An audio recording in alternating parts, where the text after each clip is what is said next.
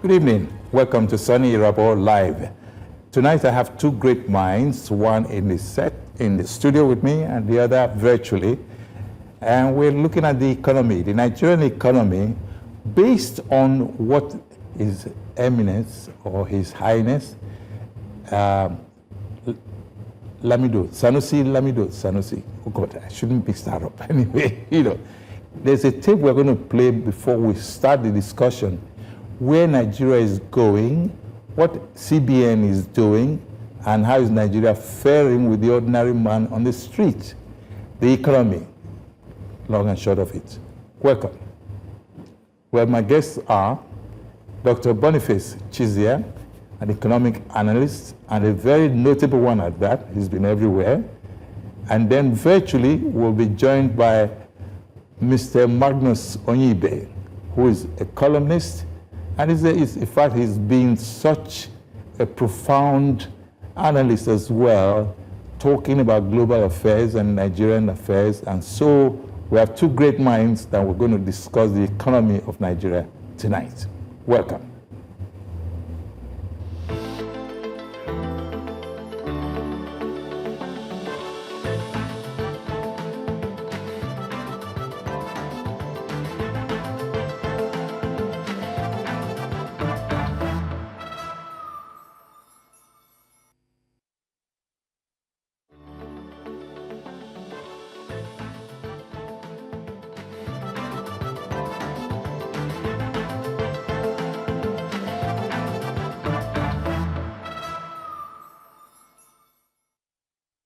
Now, we'll take the tape first of His Highness Sanusi Lamido Sanusi, who took a look at the CBN and the current Nigerian naira or economy. So let's listen to him, then we'll now talk to our great minds. Positive words for what the central bank has done. We come in from a background of very high levels of instability as a result of loose money and uncontrolled growth in money supply. And the central bank has taken the last 1 year to mop up all that money. Interest rates are high, yes, but we have stabilized the exchange rate. We have pulled back from the brink of total economic collapse. Inflation is coming down, it's still at 20%, still very high, but it's coming down from the very high levels of a few years ago. We have built up reserves to over $40 billion. The economy has grown first quarter by more than 3%, second quarter by more than 4%, and this is the first time in a long time that this economy has been growing faster than the population. His Royal Highness Sanusi Lamido Sanusi. You saw on the screen Muhammadu Sanusi. All right? Now, is the Emir of Kano. Right. How do we look at this whole thing? What he said and how he assessed the Central Bank of Nigeria. What's your thought about it? I have two great minds, as I said earlier, Dr. Boniface Chizea and Mr. Magnus Onyibe. Magnus is joining us virtually, so I will start with Dr. Chizea. Yeah. Well, you heard His Highness just now. What do you think? Well, yes, I think that the received wisdom is that there's some semblance of stability.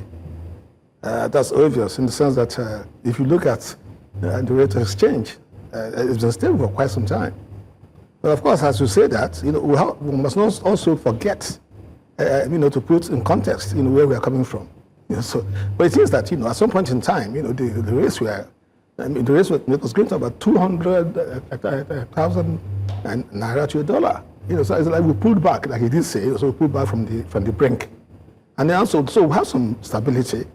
But I think that the issue really, the challenge for us is like we say to ourselves, how firm is this stability? I think that we need to be very careful in the sense that if you look at the reports that have been put out there, yes, we have stability, and then we have looked at the exchange rate, but then we are still not there in terms of having single digits. So you still have the power rate, which is still slightly, not like slightly depreciated than the official rate. So right. That, yes.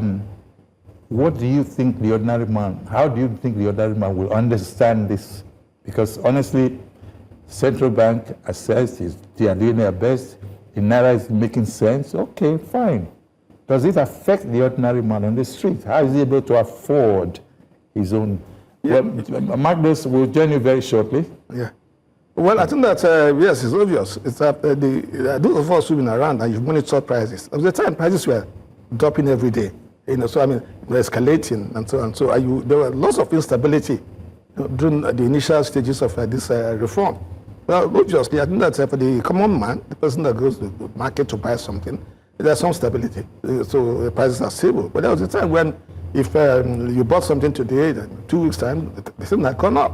And it was difficult to operate under such circumstances. So the stability is actually the fact that what may cost anything today may not increase tomorrow. Yes, that's exactly what I'm saying. So that's exactly what it is when you talk of macroeconomic stability. Okay. People need a stable environment to be able to operate.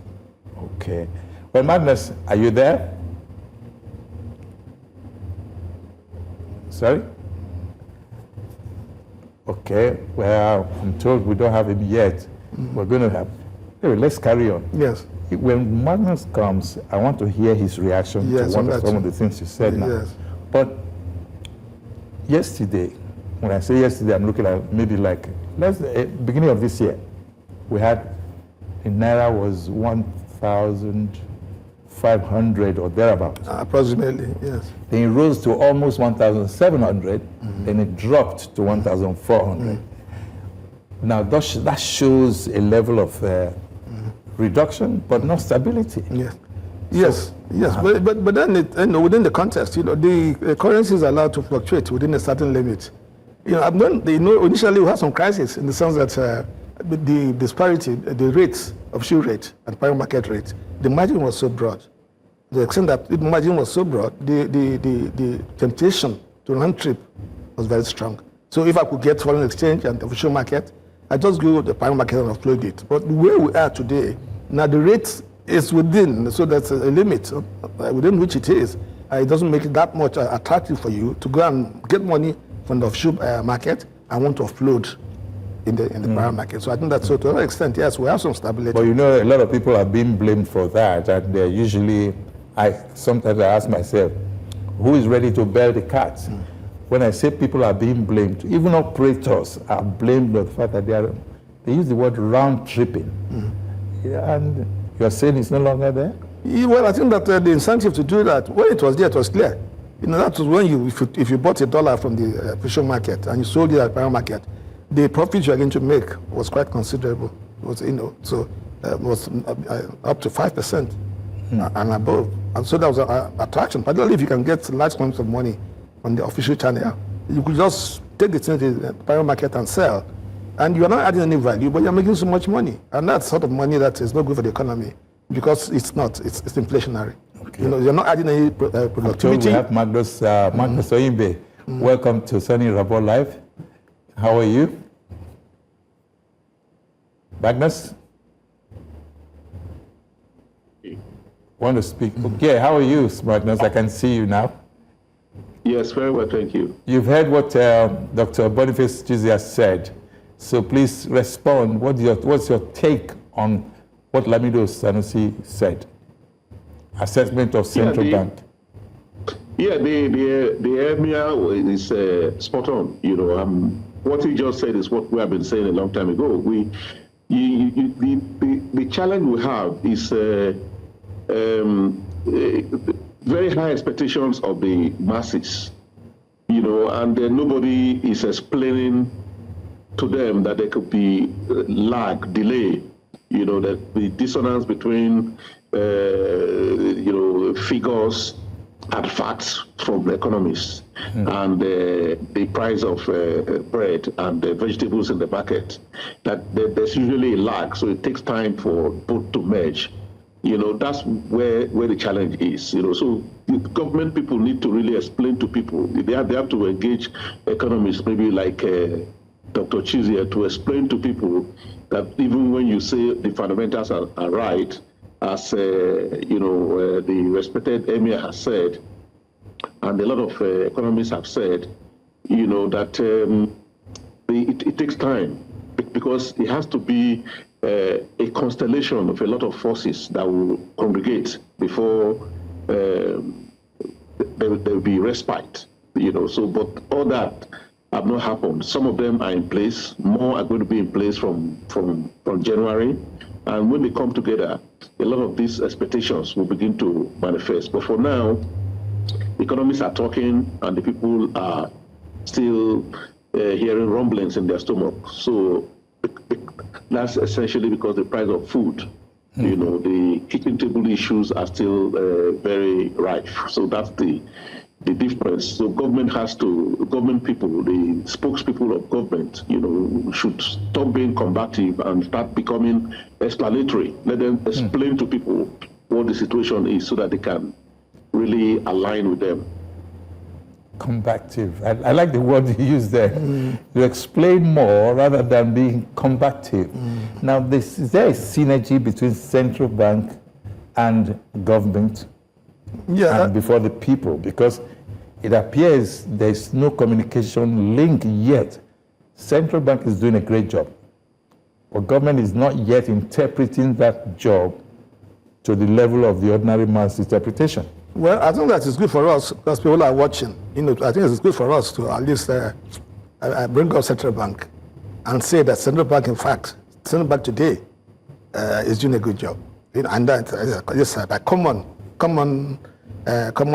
appreciation, common understanding that you know, I mean, the values they have, you know, values have been improved and so on. That if you go to try and get foreign exchange, you don't have to know somebody to get it. You don't have to pay any fees to get it. So I think I've had this several. So I think that we have to thank God for little mercies in the sense that some professionalism has returned to central bank. So I think that we need to say that.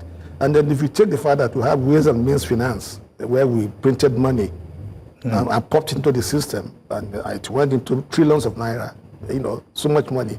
And that's part of what heated the system. And so I think there's a need for us to say that. And what, like Magnus did say, you know, there's always a lag effect. There's always there's a transmission effect. So you have a policy, and the policy is there, and then it's not going to begin to manifest immediately. But there's no demand. The common man on the street is concerned, you know, about his welfare, about his pocket, about the money he has. You know, what's the value? What is he getting with that money? So that's so understandably, the common man on the street wants to begin to feel this where he is. And so, but then when you have an inflation rate at 27% plus, it's not easy. You know, and we cracked the rate from 35% to 21% over the period. But there are lots of manipulation in doing that because it doesn't fall that way. It doesn't fall that way. Magnus said something about being combative and also trying to explain to the ordinary man in the street what is going on so that they can adapt.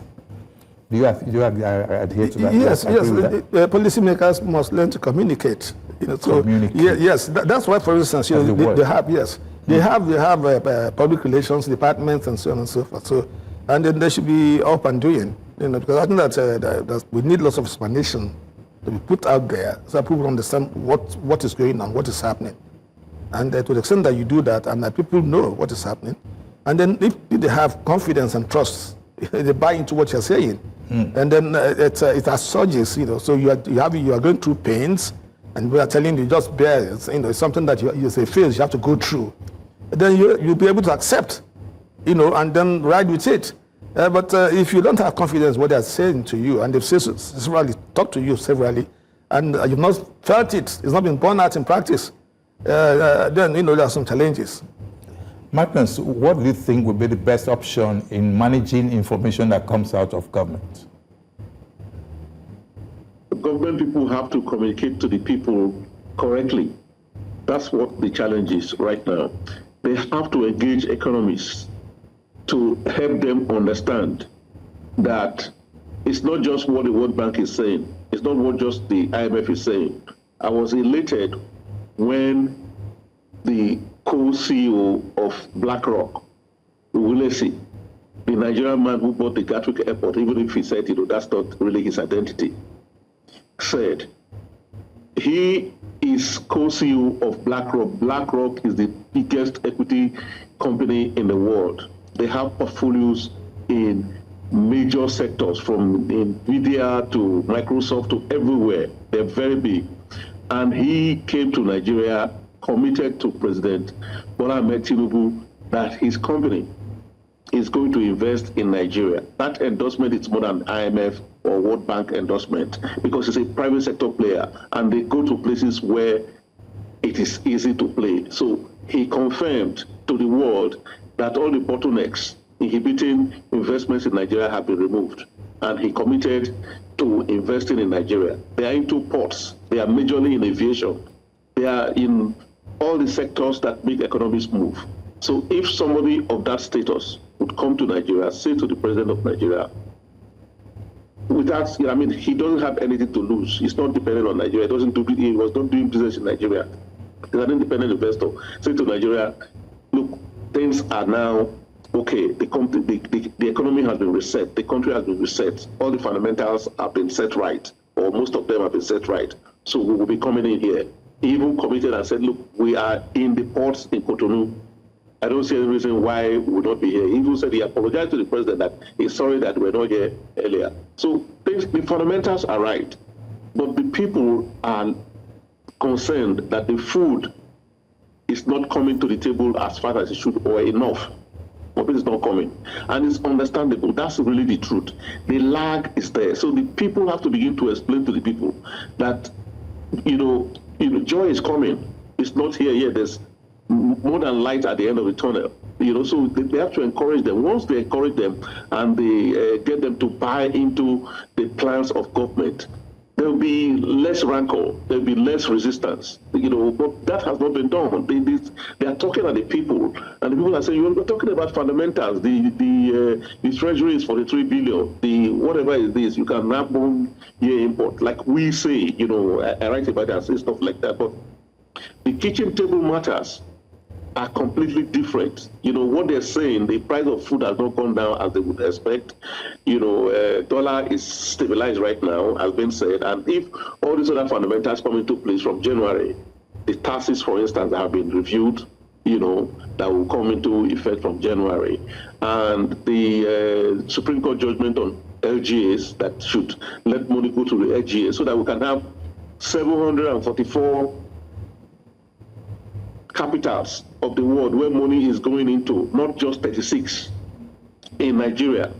And so businesses will move to all those places. People who have migrated to the city centers will go back to their villages because there'll be small contracts and things to do there and stuff like that. So these things will have net effects that would soften the ground for people and things will begin to work. So people have to be informed about all this. People have to be given hope, and tangible hope, and the hope that you can explain, and so that they will get carried along. I don't think people really set out to hate government.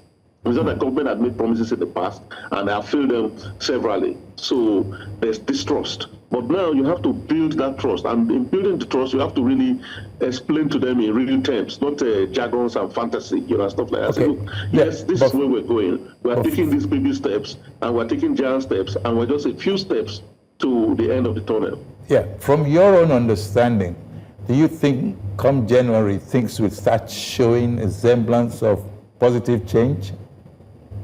Things are already changing. The Naira dollar exchange that is hovering is more often than not lower than 1,500 right now. The prices of things in the market have actually also come down based on the policies of government of importing some of these food items. And as I said, when funds start going to LGAs directly instead of to states, things will change. When the tax reform bills kick in 2026, January, and there's more allowances for small and medium scale enterprises, that will also have effect. So then there's going to be cumulative effect based on different policies that have interplay.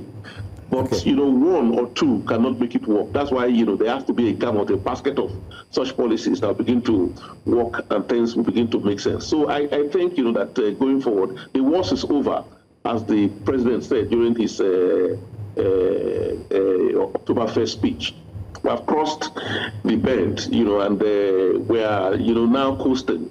I had said way back in February that the president made his top decisions up to, probably the 15th and 18th month. And I said going forward that he's not going to make tough decisions anymore. And some of the decisions he made, he will begin to ease, to make people begin to breathe.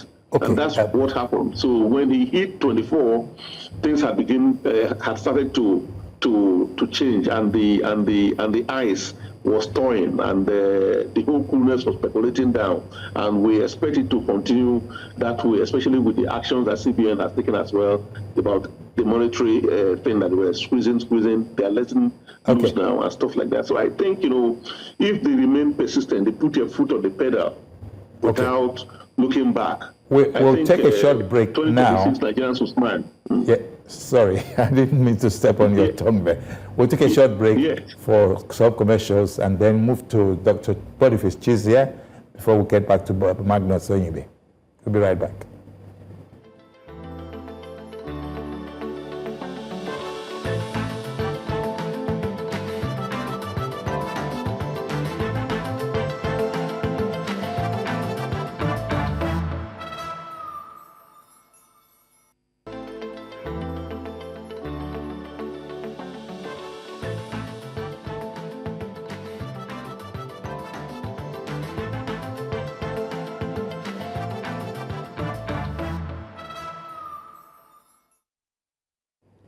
So, the question is, how will Nigeria fare when the economy improves? And how are we faring right now when the challenges are really hitting, well, everyone, wherever it matters? And Dr. Boniface Chizea and Magnus Onyibe, you're both welcome to the program once again. Now, let's look at taxation. There are multiple taxations, and people are reacting with concern about the different taxations. What do you think about it? And then, of course, bear in mind what Magnus said about private sector participation and all that. Okay, I think I need to add a few things to what Magnus is saying, so that people are watching us. Yes. I think that the issue of food prices, at a large extent, the value chain from the farm is being affected by insecurity. It's obvious. So most people, farm hands that should be in the farms, they're not there. Because of insecurity. And insecurity is a major issue in this country. And we need to, we've been overtaken by it. And so there's a need for us, for all efforts, concerted efforts, and make sure that this is done. I think what I see, they're talking about kinetic and not kinetic, they're negotiating with the bandits and so on. They're attending the bandits' wedding ceremonies of their children. And so I think that's a very difficult area for people challenge for people to accept. Yeah. So we have bandits are killing people, and they are negotiating with them, and they are carrying guns and they come and talk to us. So I think that we need to say that, and if we don't tackle the insecurity in the farmlands, then we continue to undermine productivity from the farms. Later, yes. Hunger will. Hunger is there, and then we're talking about food inflation, the price of food, food on the table. Once you remove hunger from an issue, the problem is almost solved. Now, the other point also I want to talk about is the fact that, yes, reforms are there, but there are also challenges in this economy, lots of challenges. If you look at infrastructure, look at power supply, look at what we're experiencing, and look at similar other areas, there are some issues beyond these specific areas of reforms. And even the monies we've raised from these reforms, how have we utilized them? Even when we try to spend money, to what extent have they been, have we gotten good maximum value on the money we spend? So there are some issues. You take the coastal road, and you're being told that it costs $21 billion. $21 billion per kilometer. Per kilometer. So you're challenged. And so your other issues that you talked about, where taxation. Taxation is coming. I mean, the thing about taxation is that essentially, in this economy, your tax revenue should fund your recurrent expenditure. So you don't borrow money to pay salaries and so on and so forth. No, that's not, it's no go area. From the way you are saying it, is I've seen whatever the effort the central bank is making, government doesn't appear to be appreciative of that fact, and so it's making things a bit difficult. No, well, the central bank and government, there should be two sides of a coin.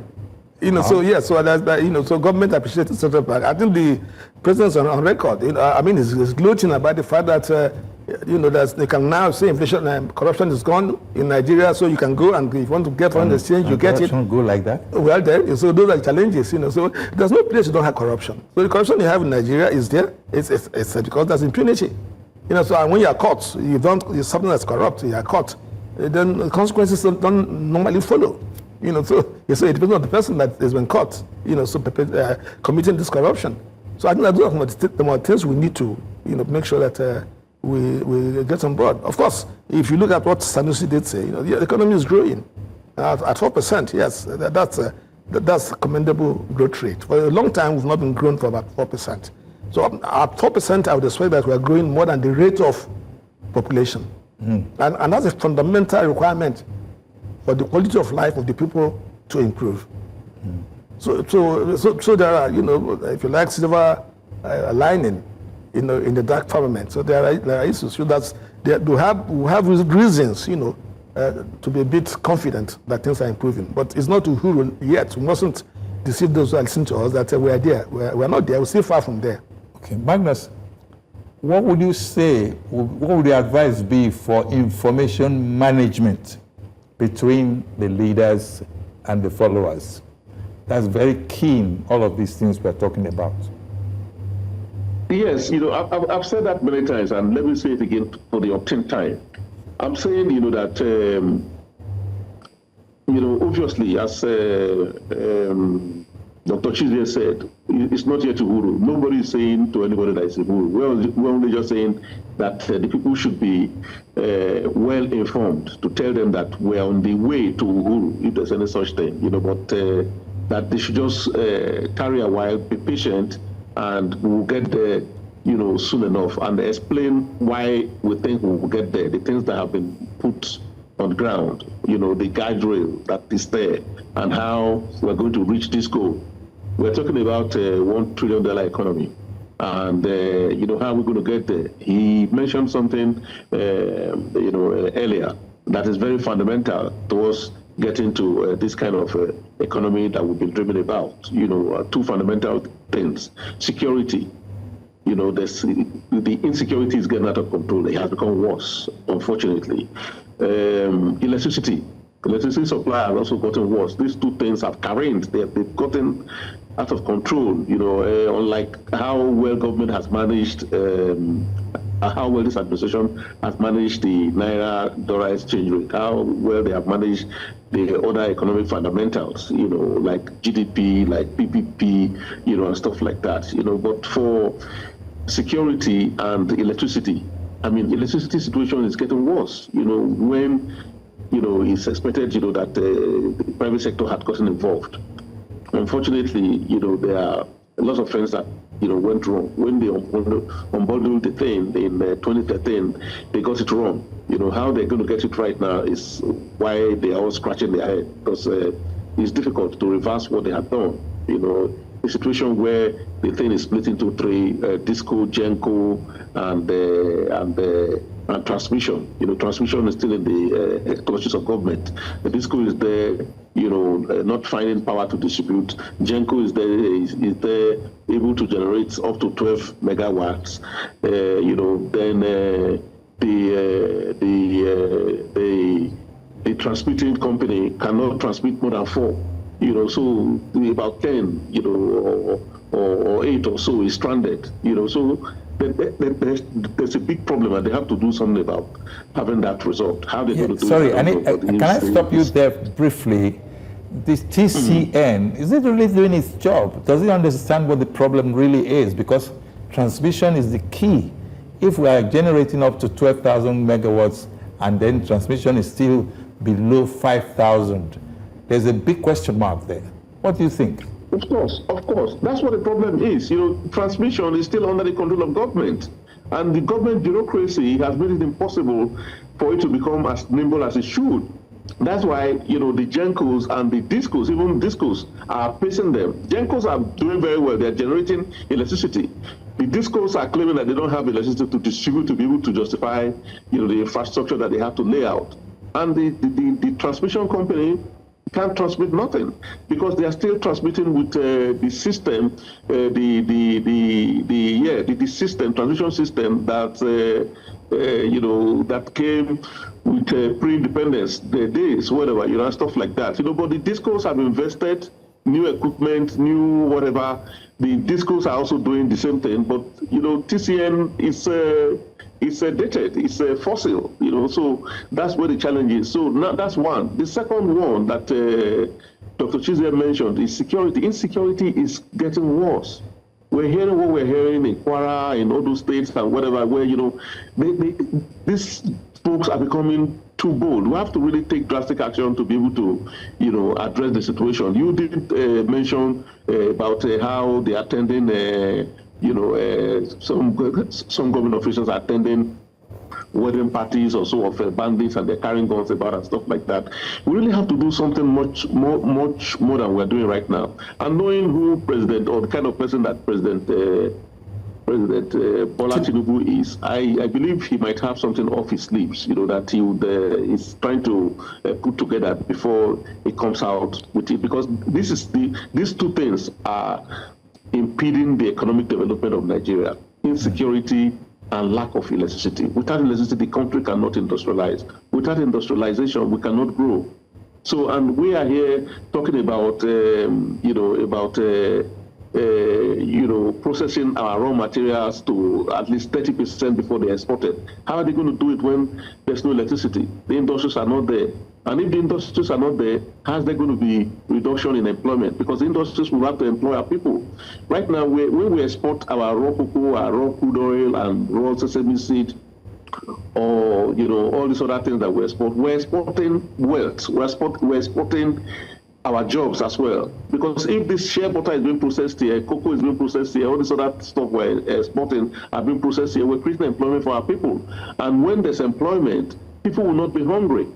But right now there's a lot of unemployment. So people are lamenting, people are angry, their stomach, is rumbling. And so that's where there's so much dissatisfaction.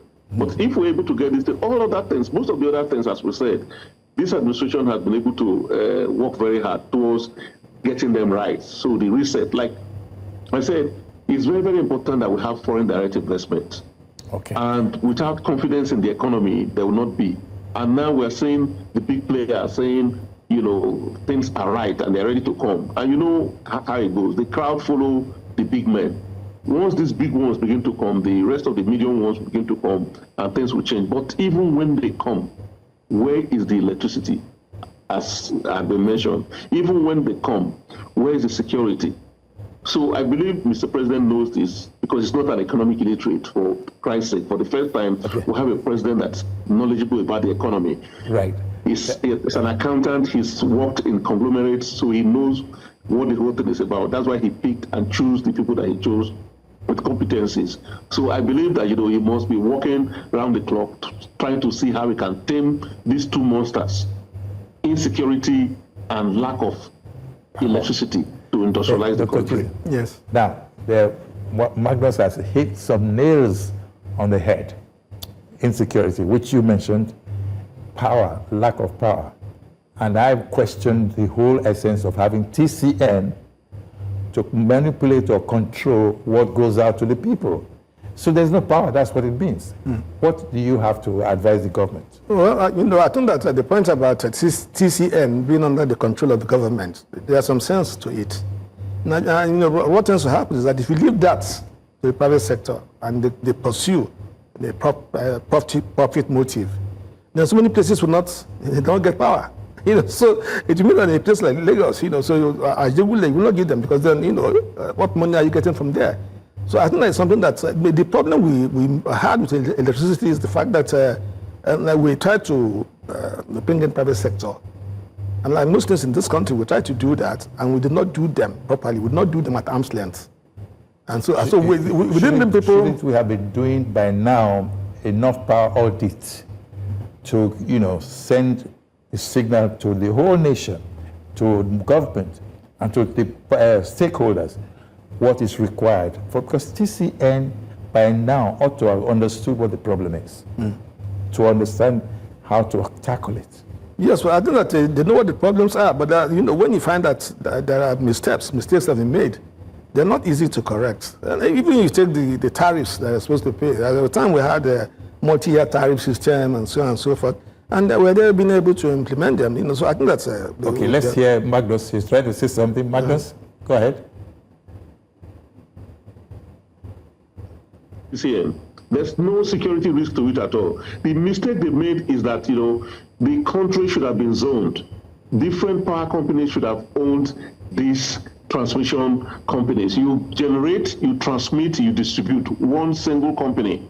It doesn't have to be split between three companies.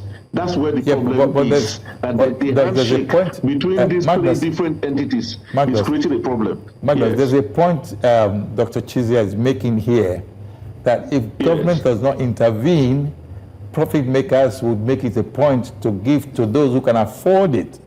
That is the big one. That's why you have regulatory authorities. There's NEC there. Regulatory authorities are there. Yeah. If you go to the UK, for instance, it's not a different company that generates another one, transmits another one, goes ahead to dispute. No, one company does the whole thing. So, and they are duty bound to balance it, to spread to everybody. Okay, so how about banking sector? Why are we not complaining that the banks have branches in Lagos and they don't have it in Abubu? That's not the issue. TCN should government should come back together, take everything back, and give different zones to different companies to run, generate, transmit, and distribute. That is what will solve the problem. Do you agree with that, Dr. Chizea? Well, I think that I don't have any special knowledge in this. That's a technical area. So, but I think what he's saying is that if that could be done, one person does the whole thing, and then because that's why NEC is there. Yeah, but I don't know because I don't have any special experience in that area. This is something that is doable. This is something that you can do. Is it how it's done overseas? Yeah, because there's a valid point in him saying that unless there's power, there will be no proper economy. Yeah, of course, it's fundamental. That's why I raised it in the first place. Yeah. I mean, if there was something in this country, you can't be in serious manufacturing, and you're trying to provide your own power supply. It will make you uncompetitive. And there's certain equipment you have, and that if you don't have power on the grid, that's strong enough. Now, part of the problem you have, even today, is that even when you have the power, the strength of that power you're having is not there. So you have it, and it's not even being able to carry some of the equipment you have in your house. So I think those are challenges. So I think that really what to say for us to on this program, we can't exhaust it, is that it's an area that when you talk of infrastructure, it's of major concern. There are other things, take the road network and so on and so forth. Maintenance. Yeah. People being able to move. Why should I want to go from here to Benin or go to Asaba? Where must I fly? Must I go by air? Now, I'm besides security, the fact that people are being kidnapped along the road and so on and so on and so forth. In those days, from here to Benin, you're talking of 3 hours.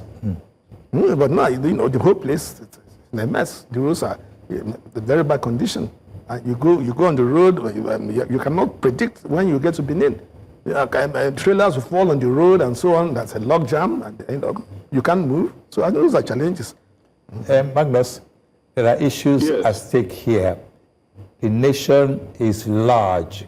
We always say 200 million plus. But the issue of corruption has been a very big problem. And then added to that, we don't have enough power. Then security or insecurity has been a bane. What else can we look at? How can Nigeria survive this quagmire? Magnus. Nigeria can survive if the administration remains focused on this trajectory of reform. Nobody thought that these reforms that have become almost entrenched now were possible. As a matter of fact, everybody thought the country was going to crash with these reforms. But we are getting used to it right now, and we have become very creative. So, reforms. As for corruption, if you remember, late President Buhari, when he came, he said he had zero tolerance for corruption. And corruption was, out of his 3-point agenda, corruption was number 1. Where did we end up? 2 recessions. So focusing on corruption is not a good economic policy. You can fight corruption on the back, and you can use technology to fight corruption. if everything goes online, as most of these things are going online right now, a lot of things about corruption will be addressed. Yes, they have created TCA, TSA, whatever, and stuff like that. Payment for government services in government, offices and stuff like that. But civil servants are sabotaging. They make sure that when you want to make these payments, the system is not working. So you are compelled to pay in cash. Government has to come up with an ethical revolution, one way or the other, like they used to have, something they did in the past. I can't remember the name now. Looking at the systems to see that all these corrupt practices are eliminated and the people are punished if it is found out that, for instance, at the point I want to pay for something in one ministry or the other, they will tell me the system is not working. It has to be proven why the system is not working.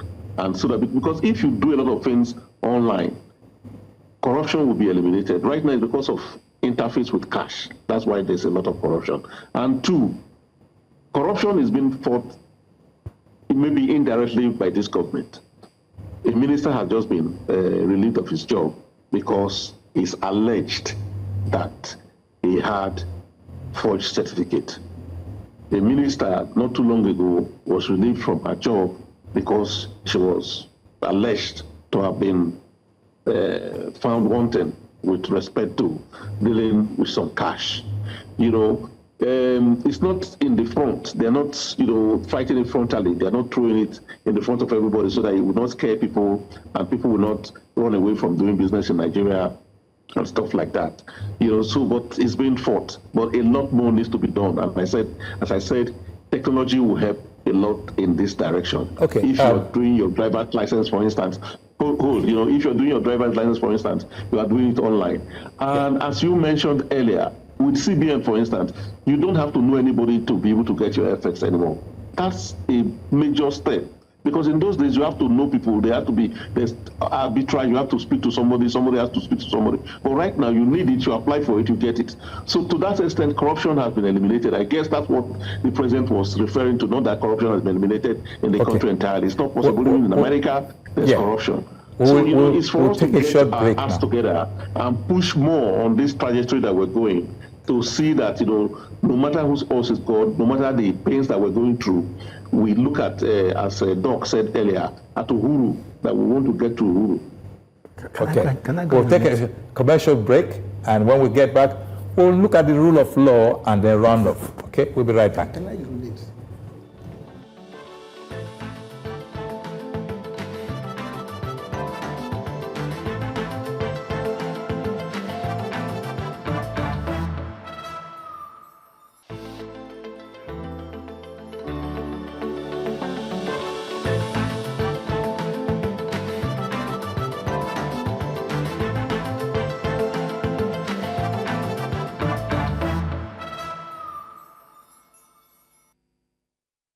Welcome back. By the way, where is the rule of law in all of these? Magnus Onyigbe, you answer first. Dr. Chizea will answer second. The rule of law. Fundamental to democracy. And, when concerns were raised that Nigeria was becoming a one-party state, I was glad that people in government came out to say, no, that shouldn't be the case, and that people are free to join any party and to do whatever they want to do. If you look at the other aspects of rule of law, I'm not sure that people are not being allowed to speak. People are speaking out loudly. People are testing. Campaigns haven't started, but people are talking. And respect for rule of law is fundamental to democracy, as I said. And I'm happy that, new parties were formed and the various people are congregating, even if one party is attracting everybody. But that's, arising from the savviness of the leaders of that party, as far as I'm concerned, because everybody is free to do whatever they want to do. And people always take a flight to safety, and they wear space for them, and stuff like that. So with respect to rule of law, I don't think that there's anything out of order that has happened. Okay. I know that there's been my time is almost up. One infraction or the other, or one entanglement between Chore and the police and maybe DSS and stuff like that. But I really don't see anything out of order that has happened in the past 2 years. Okay, let me ask Dr. Chizea, with just 1 minute to go, where is the rule of law, based on what Magnus has said? Rule of law, like he did say, is fundamental to democracy. What's important about rule of law is that when you have an issue, you go to court, you want to expect justice. We don't want to hide under technicalities and begin to manipulate justice. I think that's very important. And also remember that Nigeria is a competition with other countries. And so when you're trying to attract foreign investments and so on and so forth, it's one of the things. So if somebody comes and invests in an environment and there are issues, disputes, and the person goes to the court, the person wants to feel that comfortable that if they go to the court, they're able to get justice. If they see that they can't get justice, then it will undermine your competitiveness as an investment destination. Mm-hmm. And on that very thought-provoking note, I would like to end this program here. We've had Magnus Onyigbe virtually and Dr. Boniface Chizea in the studio. Thank you all, both of you, for making it possible for us to discuss the Nigerian economy, the Nigeria we would like to have. Good night, everyone. Thank you. Thank you, Prof. Thank you, Soni. Thank you.